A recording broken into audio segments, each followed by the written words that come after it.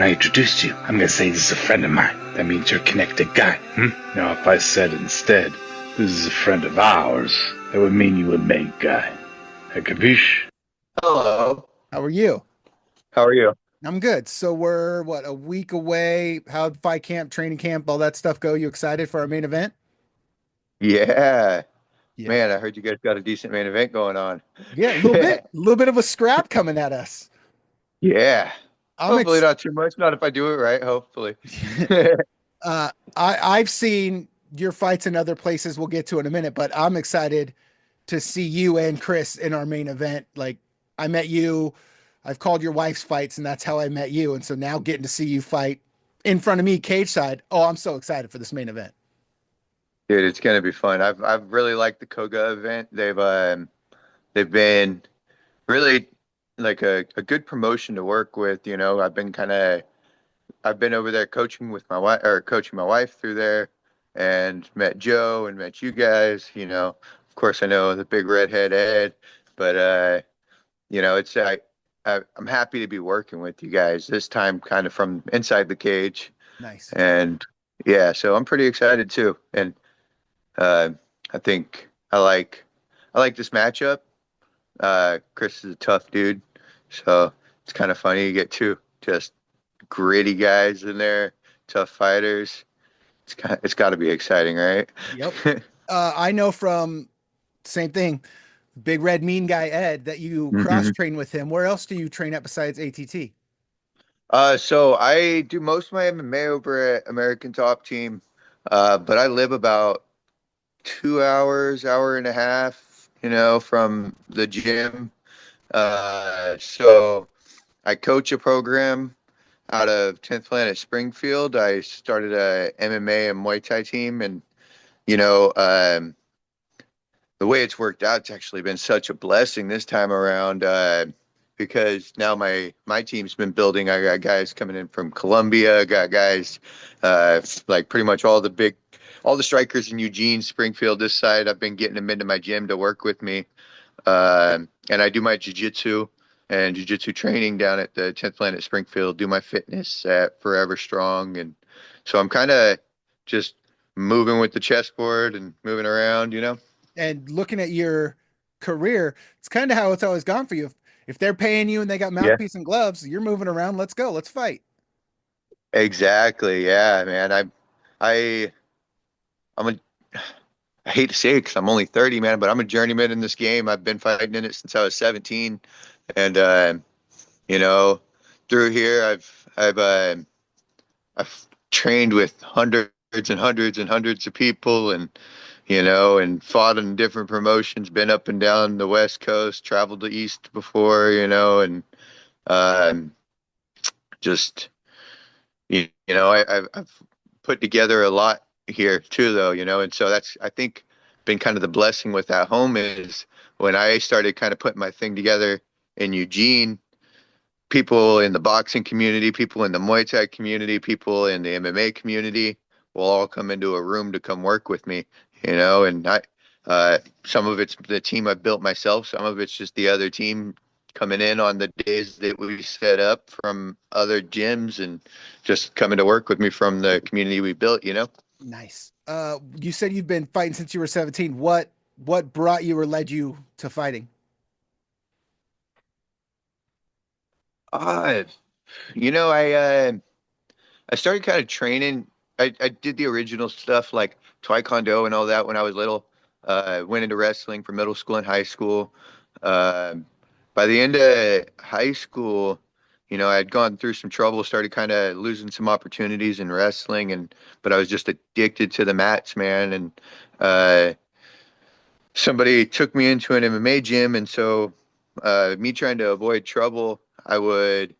Um, Basically just always be in school or be at the gym.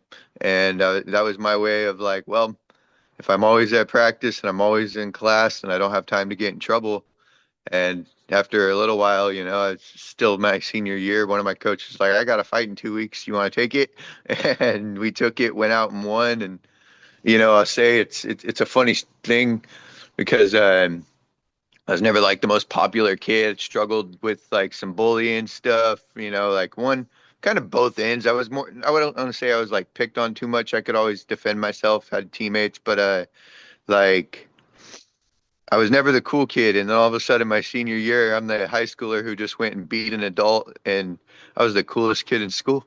And so, I was like, dang, this MMA stuff really makes you the cool kid around here. So, as I So kept going, I just like, I fell more and more in love with it. But originally, I'm like, because I just like being cool, bro. Like, I just want people to like me to be accepted. And if that means I got to punch other people in the face, okay. hey, man. Yeah. And, it turned out I had a little bit of like a knack for it, I was like, okay, this is pretty fun. And I love the training. And, it slowly started to kind of form me in life. I had the coach that I had with me at the time, I never forget, like he like would sit me down and talk to me about like what a professional looks like, how a professional presents himself, what a punk looks like, like, and to tell the difference between the two. And so he'd always talk to me. A professional carries himself as a professional, as a presentable person. And, the guys who are only going to be amateurs, you can't even have a conversation with. They're walking around looking like punks and, all that kind of stuff. And so it really did kind of help form me as a person.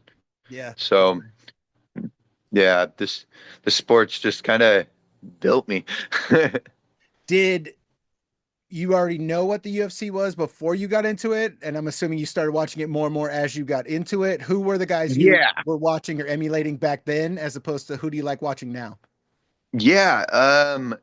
So it's like a dad figure of mine. It was like he's always had me watching UFC with him. We would have the fights, and always go over to his house for the fights. He's the one that took me into the gym, came to all my amateur fights. Yeah, and so yeah, I was really watching and started watching around like the era of like GSP, Shogun, Lyoto Machida, Anderson Silva, there's still some Rampage and that kind of era. Yeah, yeah. It's there's like the golden era of Muay Thai. I kind of like that's like our golden era MMA. Yep, fair, totally fair. uh, uh, Ed Herman's, Yeah, but he's we got been to throw Ed over. Herman in there. Yeah. But back then, like, of course, who didn't love George St. Pierre, Yeah. right? Yep. Uh, we had like I like George St. Pierre. Lyoto Machida was fun. Never really liked like I came from, like I said, that traditional Taekwondo. I liked his fanciness, but I always was like, when's somebody gonna figure this guy out? And I just wasn't that I wasn't that much interested in the flashy, cool stuff. Although everybody at the time, he was an unsolved puzzle that nobody could Yeah. handle, so there was an interesting factor in that. But never tried to emulate him. um, but yeah, when you were trying to be an MMA fighter in that era, like, and you wanted to say like MMA was your thing, George St. Pierre was the guy to look at. Nice. Like, Nice. I'd always told guys I had wrestling. I liked working on my hands a lot, but my wrestling gets better when I can box. My boxing gets better when you got to worry about me double legging you. Yeah, totally fair. Totally fair. When you're Yeah. going through training camp and you're in the week, like just of the week, is there a cheat meal? Is there something you look forward to, or no, you're just always on point? Man, some of the things I think learning like what I can eat is was pretty important. Like you don't have to be the most like dialed in and eat this potato at this time and this kind of thing at that time. It's like running your carbs, your calories, uh your kind of your sodium, all that stuff. So I hired a nutritionist, and he's like kind of showed me that I can be a little looser with my meals. Like it's almost hard to eat as much as they tell me to eat to get through practice.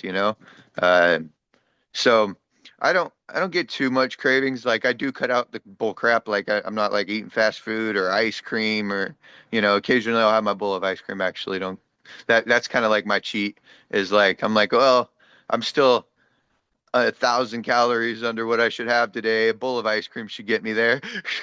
What ice cream do you go So, for? Where do you go for it? ooh, uh, I'd say like I like the strawberry shortcake, or I'm a pretty boring guy. I like the vanilla bean. I mean, simple is simple, and if that's what works, that's what works. Yeah, yeah. What's your ice cream? Mint chip. Oh yeah. Yeah, What's mint that? chip. Always mint chip. Mint chip? Yep. Okay, okay. You like toothpaste? Just kidding. Nice, well played. I was literally about to say, and I like when it's the mint ice cream with the chocolate chips, but yeah, that's fair. Toothpaste. I like frozen Yeah. toothpaste. Yeah. When you were little, you're not that much younger than me, but when you were little, what movie did you constantly have on repeat? If it was on, you were watching it, or you're putting it in and watching it. What was your favorite movie when you were little? Oh, that's a good question. I don't know, man. Shoot. Oliver and like some like cartoon about the alley cats or Oh, something like that. Oliver and Company. Oliver and Company. Yeah, that's a Yes. good one. I like that one. That's good. Yeah. Yeah. And I like those. as we talked about you being a journeyman, just a handful of years ago, you fought in Bellator. I'm curious, what was it like to be in it's goddamn Bellator? Like, what was that like? Yeah, man. I wish I would have been able to go in a more convenient route, but we always know like we're when we get there, it's not going to be a convenient route. Yep. Um, it it was a thing, man, because so the first time I got in, I was on a 5 fight win streak, um, and we were kind of contemplating options, and I get a phone call.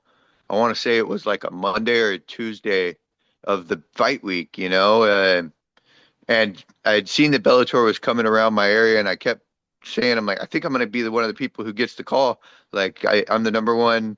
I think at the time on Tapology, I was the number one pound for pound in the Northwest. The definitely number one 45er, and like from Northwest, like top five or top three, even West Coast, and but kept waiting, no call, kept waiting, no call, kept waiting, no call. Not gonna lie, I got a little depressed, Yeah. like, Yep. I can see and that. so I was just working my job, painting houses, doing drywall and stuff like that. And then I get that call, and they're like, "Hey, uh, someone dropped out. We got someone for you, but it's a Dagestani, um, and his name Ahmed Magomedov.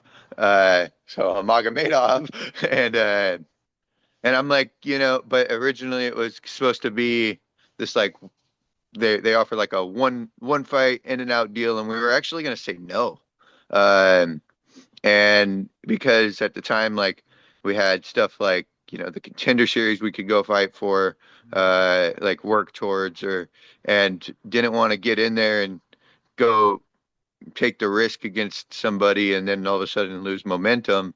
Um, but then they called back after we said no. We said no. I went home, and again, it was like super depressing because I'm like, you wait your whole career for that call. And then I got it and I denied it, you know. Then they called back and they're like, okay, how about 3 fights? And I'm like, okay, Yeah. that's what we're waiting for. Um, Somewhere something went weird because I didn't get all 3 fights. Um, uh, but Bellator was like already kind of in the talks of what was going on. But so the first week, I had to cut from like 170 to 146. I made 147 before my body dried out on me because I did it in like 3 or 4 days. Jesus. uh, and so, you don't want it to go like that, man. Like, um, because like I had to get carried to the scale, and next day I go out and it's just these big lights, and it's all this hecticness going on. They take you from one room to go wrap your hands, another room to go over here, walk through the casino, go stage in another room, Yeah. and by that point I'd even lost one of my corners in the process. I'm like, where's this guy? Oh, he was just cornering somebody else. and he didn't even get to make it out to the cage with me. You know, my wife and one teammate in the corner went with me, and um, get out there, and I walk in, and I get in the cage. The next guy walks out, and it's Ahmed Magomedov. I see Khabib walk by. I see another one of their big coaches walk in and go to his corner. Man, my first fight in Bellator, I'm staring across the cage from Khabib, and I swear I was looking more at him than the guy Yeah. fighting. Yeah. uh, so, like, I want to say, like, this is the moment you plan you're gonna shine, and uh, but I just didn't feel my body right. It didn't feel right. I went out. I had not the best performance. I took a shot that I didn't mean to take and got stuck. And so that one didn't go well. But then I was like uh, getting ready for the next one. And so I went straight from I want to say he was like 12-0, Khabib's cousin on 1 week notice to like my next fight was Kai Kamaka. And he was a UFC vet. I don't know if it was right before or right after, or if I top 10 in Bellator. And, um, but they were big fights. And, but in my mind, I'm like, had I won, I might be singing different stories. And I'd be like, look at this opportunity I had to grow. And I did. Yeah. Uh, but, I was able to train so hard and just stay motivated and again, get that cool feeling. Felt Yeah. cool as shit. Fair. Yeah. uh, Fair. go out to Connecticut. The show takes really good care of you. Uh, and I felt like that one was going a real good, getting ready for it. And then just it was a great experience, man. And like um, being a part of that promotion was really awesome. And I'm really glad that like I got to reach it. Uh, but it definitely changes things for you after, when they did their layoffs, and I was one of the, I was a quick one to get laid off, and because all you want's to get back on it. All you want's to be back there. You go from like, I hope I get a call from one of these shows to like, damn, I'm down here. Like, the grass is greener on the other side, and it. Like, Yeah.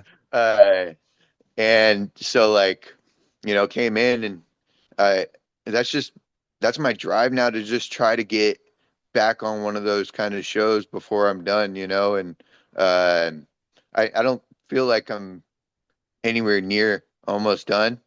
Um, but this is a numbers game, so I have to fix some numbers right now. And if they don't get corrected soon, then like at this point, I'm just fighting to stay in the regionals. So I don't want to do that. Yep. But it gives you extra motivation after being there.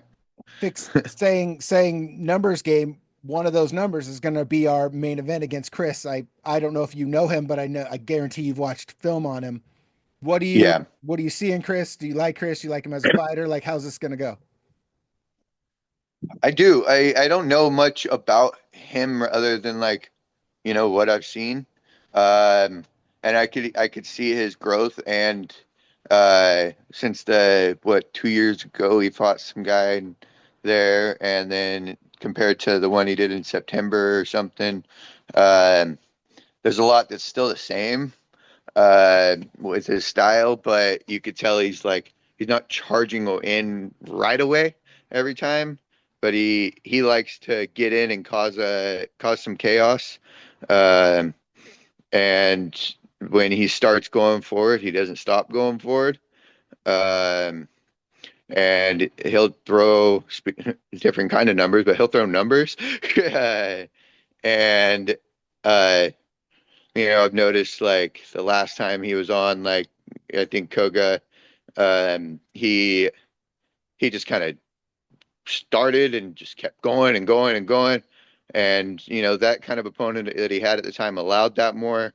As he started to kind of advance a little bit, he waited more, and him being such a short guy, I don't know if the waiting was the best thing for him, um, because that means he's stuck on the outside.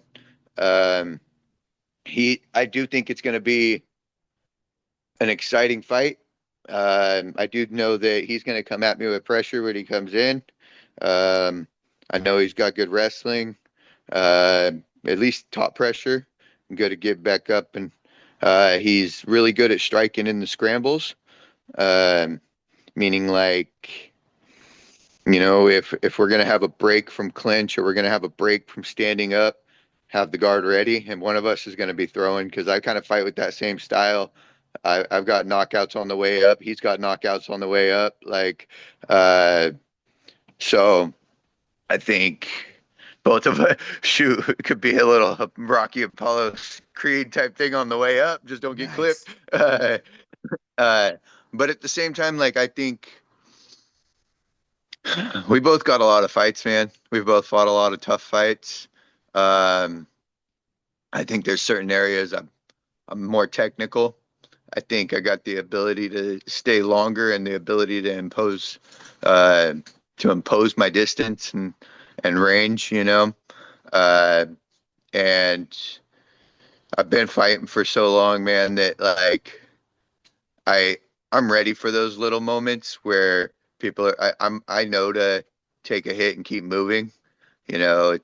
I'm not a new guy who's like not prepared in the scramble. To me, I know where all the dangerous shots are. I know where to keep my guard ready. I know when they're open. Um, and so I think I'm gonna be able to play my game, man. I and the thing is like he can wrestle, I can wrestle. He can scramble, I can scramble. Um, I know he's got people pushing him. He's got some decent cardio and a hell of a chin. I got pretty good cardio and a hell of a chin, my guy. Like, but I don't want to trade chins. If anything, I want to get back. I'm trying to get like 5 fights this next year, so uh, I want I want to get in and do work. Keep it technical, not take much damage, and get into the next thing by March, even. Or Yep. uh, not My leave with some stitches and Now lose some stitches and some of the what's the mandatory 9 days off. No, we don't want that. yeah, My yeah, man. So, uh, go ahead. my last question, it's personal, but I'm just curious. I've had the privilege of sitting cage side watching your wife. We've mentioned her a couple times, Amber Ortiz. I've had the privilege of sitting cage side watching her fight twice now. She's amazing and she's fun to watch. I'm curious for you, what is it like because you've been in the cage, you know what it's like to be in a fight. Does it like what's the switch mode from yeah, your coach and that's your fighter, but that's also your wife. Not that she takes much damage, but there's always the chance that she's gonna get punched and hit, and Yeah, you know all this. But what's it like to be cage side and your wife is in that cage?